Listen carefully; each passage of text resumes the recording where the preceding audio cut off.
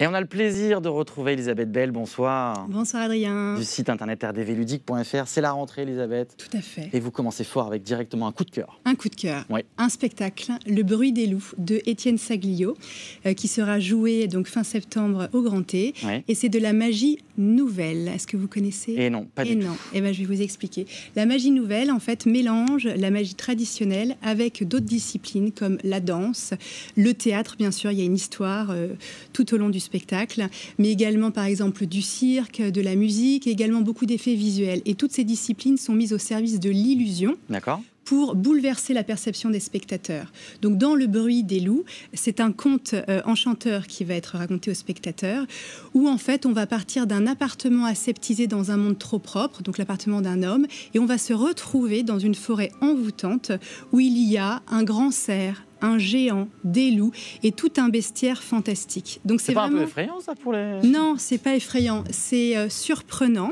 Ouais. Et justement, c'est véritablement un voyage qui est proposé à la frontière du réel et du fantastique qui est à faire avec les enfants.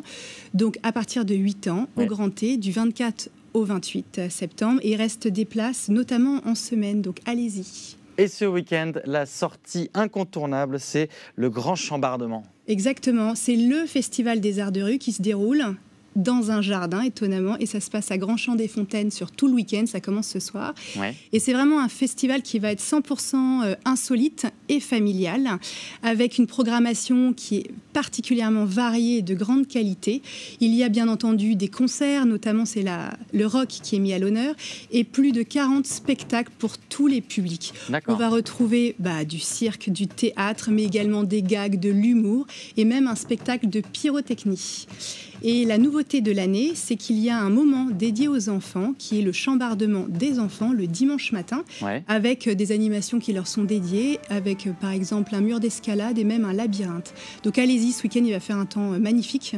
Donc il faut absolument en profiter. Un moment en famille, un beau moment en famille garanti. Et c'est très peu cher, de 6 à 9 € par jour, et gratuit pour les moins de 12 ans.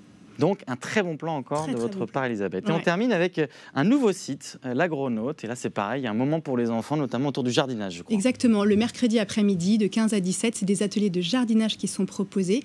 L'Agronaute, c'est une toute nouvelle ferme urbaine qui s'est installée à Nantes récemment et qui va prôner l'agriculture urbaine et donc diffuser les savoirs, les savoir-faire et les bonnes techniques dans cette matière-là. Et donc, les ateliers pour les enfants, c'est pour s'initier à cette agriculture-là en ville.